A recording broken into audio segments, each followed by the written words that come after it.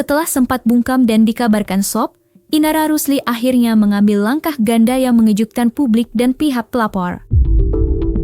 Ya, Inara Rusli resmi speak up untuk merespons laporan dugaan perzinahan yang diajukan oleh Wardati Namawa, istri sah dari Insanul Fahmi. Dalam keterangannya, Inara Rusli secara terbuka menyampaikan permohonan maaf atas kegaduhan dan khilafan yang terjadi. Permintaan maaf ini dinilai sebagai langkah meredam polemik di tengah ancaman pidana pasal 284 KUHP yang mengintai dirinya. Namun, di balik permohonan maaf tersebut, Inara Rusli juga meluncurkan serangan balik hukum dengan mengajukan laporan polisi ilegal akses dan penyebaran rekaman CCTV ke Bareskrim Mabes Polri. Laporan ini merupakan respons atas penggunaan rekaman CCTV rumah pribadinya sebagai bukti utama oleh pihak Wardati Namawa dalam laporan perzinahan. Berikut 5 fakta baru terkait permintaan maaf sekaligus laporan polisi Inara Rusli, versi Cumi Top 5. Di tengah pusaran kasus dugaan perzinahan yang dilaporkan oleh Wardati Namawa, Inara Rusli akhirnya angkat bicara dengan langkah yang mengejutkan publik dan pihak pelapor. Dalam pernyataan resminya, Inara Rusli menyampaikan permohonan maaf secara terbuka kepada semua pihak yang dirugikan dan kepada masyarakat luas. Permintaan maaf ini secara implisit disertai dengan pengakuan adanya kesalahan atau khilafan yang telah ia perbuat, meskipun Inara tidak menjelaskan secara rinci jenis kesalahan yang dimaksud terkait dengan dugaan perzinahan atau hubungannya dengan Insanul Fahmi. Lantas seperti apa permintaan maaf Inara Rusli? Assalamualaikum warahmatullahi wabarakatuh. Waalaikumsalam warahmatullahi wabarakatuh. Aku di sini mau menyampaikan permintaan maaf atas kegaduhan yang terjadi, dan untuk semua pihak, kalau ada yang masih percaya sama aku berterima kasih dan memohon doanya. Cukuplah Allah yang jadi sebaik-baik saksi bagi amalan kita. Terima kasih. Wassalamualaikum warahmatullahi wabarakatuh.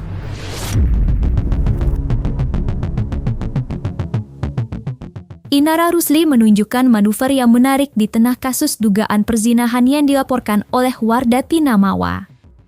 Meskipun publik telah mendengar pernyataan minta maaf dari Inara sebagai bentuk pengakuan etika atas kegaduhan yang terjadi, ia juga mengambil langkah hukum yang tegas dan agresif.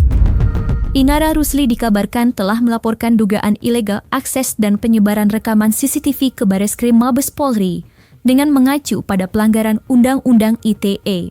Tindakan ini merupakan perlawanan balik terhadap pihak yang menggunakan rekaman pribadi tersebut sebagai bukti utama dalam laporan perzinahan terhadap dirinya.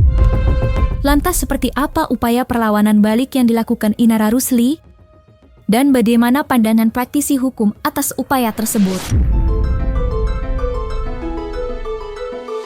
Yang di tanggal 22 November itu, klien kami mengetahui bahwa ada dugaan CCTV ya. Makanya yang kami tegaskan di sini bahwa klien kami telah membuat laporan polisi ya di Mabes Polri terkait dugaan illegal access ya pada tanggal 26 November 2025.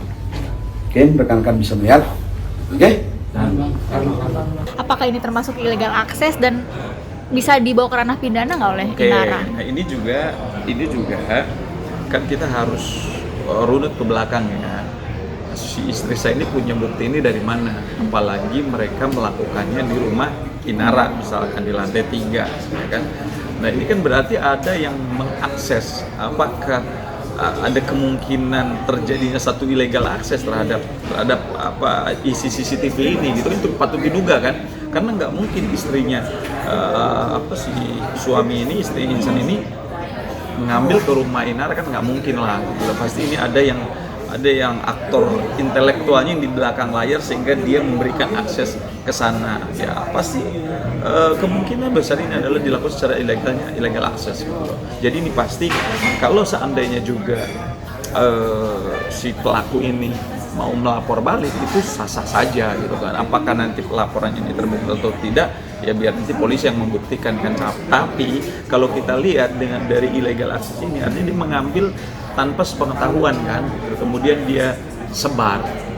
Tahu kan kasusnya Ariel Noah dulu kan, itu juga sama kan, dia mungkin buat pribadi dia tapi ternyata ada yang nyebar, itu juga masuk juga pelanggaran terhadap undang-undang pornografi gitu kan. Terus pelanggaran terhadap undang-undang ITE, dia sengaja untuk menyerang, menjelekkan, ya mengupload supaya diketahui oleh khalayak. Di tengah langkah hukum Inara Rusli yang melaporkan dugaan ilegal akses dan penyebaran rekaman CCTV, nama mantan suaminya, Virgon, ikut terseret dalam pusaran kasus tersebut. Virgon diduga menjadi pihak yang memiliki akses terhadap rekaman pribadi dari rumah yang ditinggali Inara dan anak-anak. Seperti diketahui, dugaan tersebut mencuat setelah Insanul Fahmi membeberkan sebuah clue yang membuat publik bertanya-tanya. Lantas seperti apa clue yang dilempar Insanul Fahmi? Dan seperti apa pandangan praktisi hukum atas hal tersebut? Bagaimana ceritanya video di rumah Inara bisa ada di tangan orang lain? Itu yang lagi kita cari tahu. Kita lagi coba cari tahu itu. Cuman ada dugaan sih, ini ada clue sedikit. Tapi ya itu diduga ya. Aku masih belum... Ini siapa yang ngechat ini? Ini ex-nya Inara, chat ke Inara? Iya. Saya izin baca boleh ya? Iya, boleh. Mudah-mudahan kamu udah nikah siri ya, karena aku udah punya bukti kamu hubungan badan di lantai 3. Anak-anak aku bawa dulu sampai badannya reda. Iya. Kalau kemungkinan itu kan bisa saja namanya dia adalah bapaknya dari anak-anak Inara, kemudian juga pasti dia masih komunikasi baik, ya kan, karena mereka kan otomatis kan walaupun mereka status perkawinan berpisah, bercerai, tetapi kan tanggung jawab mereka sebagai orang tua kan tetap melekat pada anak ini kan, pasti mereka komunikasi untuk bagaimana membesarkan anak, membiayai anak gitu loh. Sebagai orang tua tentunya mereka kompak. Nah, mungkin kemungkinan ini bisa terjadi. Apakah CCTV itu masih bisa connect ke mantan suaminya? Karena kan pasti kan ada Email gitu ya. Kan otomatis tuh kalau emailnya nggak dirubah kan pasti. Ya mungkin Inara lagi lengah, dia lagi nggak fokus. Ya bisa saja itu tiba-tiba masuk ke si mantan suaminya, pasti lihat, waduh, nah gitu sih, bisa aja gitu. Bisa secara tidak sengaja ataupun dia dengan sengaja gitu loh. Tidak sengaja itu tadi pasti akan ngasih notif kan gitu. Pas dilihat, waduh ternyata menarik nih. Wah, kamu siapa nih? Kan muncullah dia pikiran dia kan. Wah, setahu saya kan Inara kan belum menikah lagi gitu. Pasti kan dia makanya kalau nggak salah kan beredar tuh dia ngomong kan, kalau nggak salah dia nge-WA atau apalah ke Inara sendiri kan gitu. Tapi kemungkinan itu bisa terjadi. Apakah dia sengaja atau tidak sengaja kan itu belum tahu, mesti diuji nanti di proses kepolisian. Ibu Virgon, Eva Manurung, memberikan reaksi keras dan membela putranya menyusul tudingan publik bahwa Virgon terlibat dalam pemberian atau penyebaran rekaman CCTV rumah Inara Rusli. Rekaman tersebut kini menjadi alat bukti penting dalam laporan perzinahan yang menjerat Inara. Eva Manurung menolak tudingan tersebut, namun pada saat yang sama, ia membenarkan bahwa Virgon memang memiliki akses ke sistem CCTV di rumah yang ditinggali oleh Inara dan anak-anak. Reaksi Eva Manurung ini memperkuat dugaan bahwa Virgon adalah salah satu pihak yang memiliki akses ke rekaman CCTV yang kini menjadi dasar laporan ilegal akses ITE yang dibuat oleh Inara Rusli ke Bareskrim. Lantas seperti apa reaksi Eva Manurung? Saya nggak tahu ya. Itu rumahnya kan rumah Virgon, rumah anak-anak, dikasih ke anak-anak. Oke, saya hanya kemungkinan. Ya, ada kemungkinan. Kenapa saya ngomong seperti ini? Mereka punya perjanjian, paham kan? Waktu mungkin Kan Virgon pergi dari rumah nggak bawa apa-apa. Bawa kolor, bawa sendal. Bajunya pun yang untuk manggung kan belakangan diambil sama alat-alat studionya. Kan saya ada di sana gitu kan. Ada kemungkinan kan gitu. Mereka waktu pisah mungkin bicara baik-baik. Anak-anak tinggal di situ sama dia. Tapi dengan mungkin ada persyaratan atau apa. Atau enggak anak-anak yang bercerita. Gitu loh. Saya nggak tahu pasti ya ini asas praduga nggak bersalah. Karena kalau untuk CCTV kan itu kan bareng itu kan.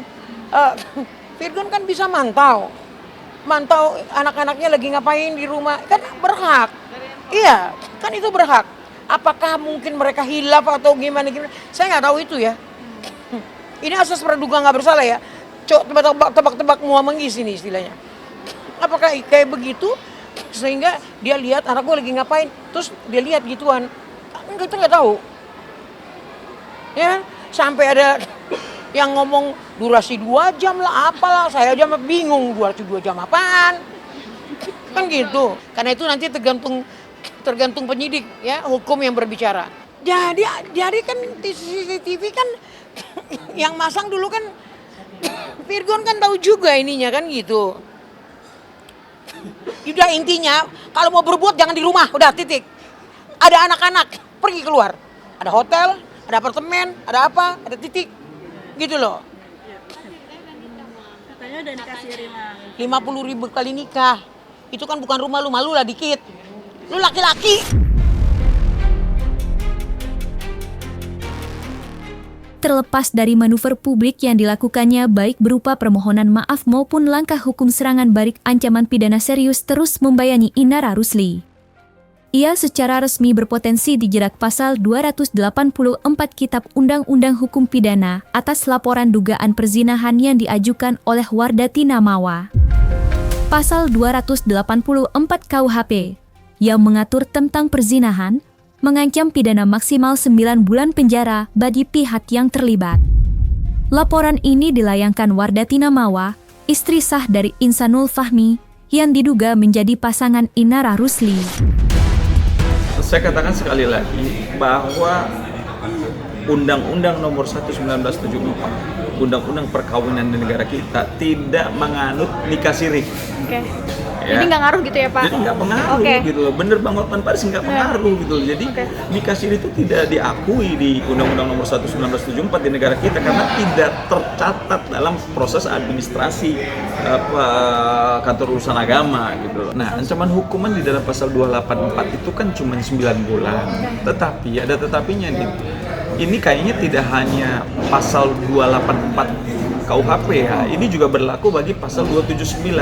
Pasal 279 itu adalah jadi perbuatan si suami ini ya yang berselingkuh, yang melakukan hubungan intim dengan perempuan yang jelas menurut konstitusi dia bukan istrinya, maka itu melanggar pasal 279. Pasal 279 KUHP ini sanksi pidananya 5 sampai 7 tahun gitu loh. Kenapa? Karena si laki-laki tersebut dia terhalang oleh perkawinan yang sah, dia udah punya istri gitu loh. Maka dia melakukan perselingkuhan, melakukan perbuatan intim dengan perempuan yang lain yang notabene dia jelas bukan istrinya gitu. Padahal dia tahu bahwa dia ini adalah sudah menikah.